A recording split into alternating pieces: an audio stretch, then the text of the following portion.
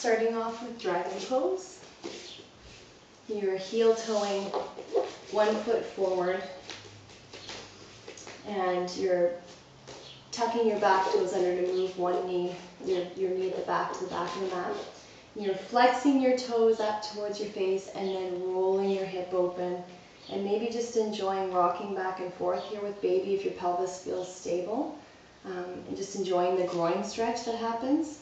Or you can just really embrace that feeling of opening, opening, opening and come down onto pillows or onto a chair, whatever you like. 2 more breaths. Inhale. It's deep, so exhale. Inhale. Exhale.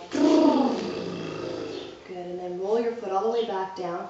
Hinge up just enough that you can heel toe your foot back, and then heel toe the opposite foot forward. Tuck your back toes under, lift the back knee to the back of the mat, however much it needs to go. Always keeping our knee over our ankle, always having enough space for the baby. Flexing the toes of that front foot and rolling open to create the lizard. And rocking back and forth. Just getting used to making sounds for when things are deep. So, shh, or you can let your head dangle if you want that extra stress on the neck. 2 more breaths. In, out, in, out. And then roll that toe all the way back down to the floor. Hinge just up enough that you can heel toe that foot to the back of the mat. And then please come back onto your ball. And you're going to have your ball facing into a wall with your hips wide open. And one foot bent on the floor, and then your other leg that is free away from the wall, that's the one that you're going to cross up across your thigh, making sure that the ankle bone or the malleolus is above the knee of the bent leg, and then also off of your thigh, otherwise it's going to be uncomfortable. Push down into the bent knee thigh, lift up with the baby. You can even extend your arm up the wall if you like. And then exhale, and this time you're going to tip your tailbone like you're trying to reach it up towards the ceiling as you bring the baby forward and down. And that weight of the baby and the weight of your breasts is just pressing down into the piriformis, or the pelvis, and opening up the piriformis. 3 more breaths. In, out. In, you can let your head dangle on the breath out. If you ever feel dizzy, we always keep our head above the heart. In and out. And then please bring your hand back to the thigh if it left the thigh and come up halfway. Inhale. And then exhale. Gently lift your knee off. You're going to turn around and face the other direction. And then you're going to bring your other leg up and over, making sure not to press into the ankle too much or into the thigh. Push your bent knee, thigh down and out, open up the hip, and then breathe in. And breathe out as you reach the tailbone back and extend the spine forward. So this is lovely for releasing any jammed parts of your lower back. You can let your head dangle just to add some added stress to the back of the neck and open it up. And while this isn't particularly helpful in labor, it's really great if you have any sciatica or if you do have a locked joint. So feel free to stay a little bit longer than 5 breaths in this one, but maybe not more than 10. We're not trying to loosen you up too much. We want you to be strong and stable too. 1 more breath in, out, and then press into the inner thigh and lift up. Just reach that baby out and forward, and then exhale as you come out of it. Good. And then you can roll around on the ball a couple times just to release that pelvis, or just let that stretch kind of settle into all the places it needs to. Movement is so great, both in labor and in your practices at home.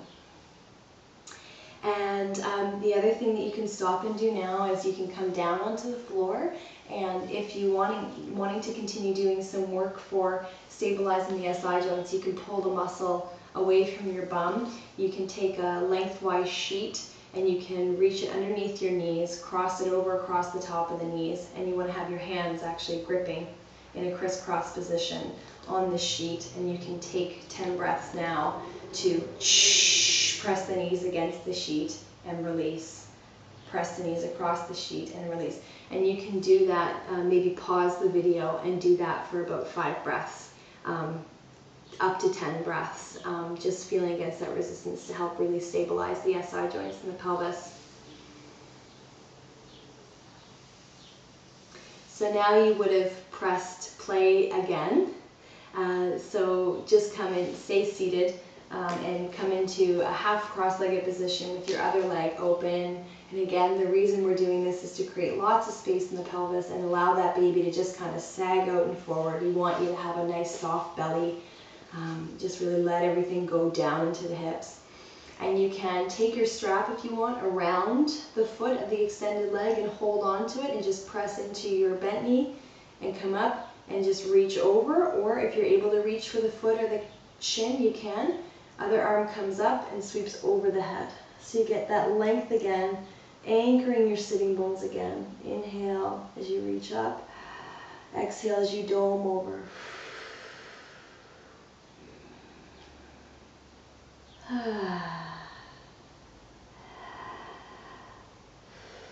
And then you reach your body down and forward so we don't have any stress in the back. You bend the knee that was extended. You extend the other leg out. Good. And you do another 5 breaths. So reaching for the toe, the shin, or putting your strap around that extended knee, and then reaching the body over. If you don't want to reach the arm over the head because you want to keep stress out of the shoulders, no problem. Leg stays on the thigh, and you're breathing this whole time in and out. So cooling breath, shush breath, horse lips breath, or just breath. Last one. And then inhale to come up, exhale to release. Good. Now, in a few weeks' time, you can ask me for a video on how to work your way into a squatting position. That's a way that you can add on to your practice. But what you would do next is sitting on a ball or on the floor and doing your lifting fear and doubt exercise, which is Gurmukh's training for helping you get, well, tone in your arms and strength, but also alleviating any feelings of fear, doubt, concern, outside voices. So the arms extend out, the thumbs are up, and then we drop them down and up. So you can pause the video here, turn your music on. You would do 3 minutes for about 3 weeks, work up to 6 minutes at around 6 weeks, and then you can work up to 9 minutes if you like. So please pause the video to do that now.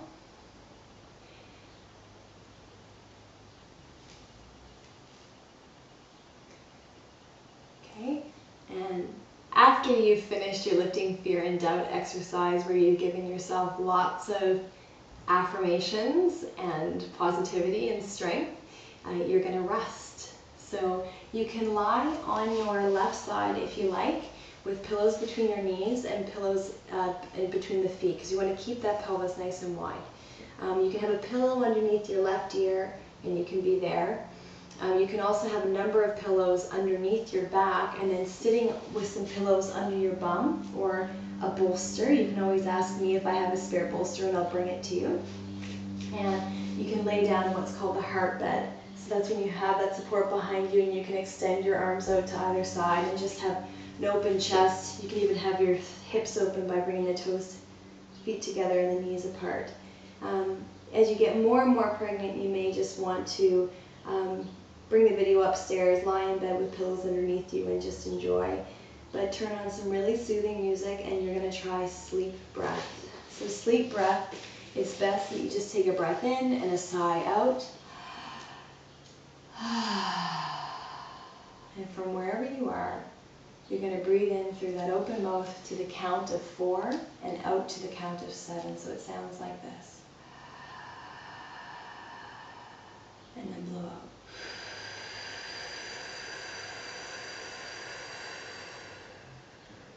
And you should feel that when you blow that breath out, you're blowing the air all the way out to the very bottom of your lungs. And that gives you more room to breathe in. And you would do that sleep breath in between contractions. So that's why you do resting pose now, so you can learn how you're going to rest when you don't have a contraction and when you don't have any surges moving through your body. So please set a timer even for at least 10 minutes to truly rest.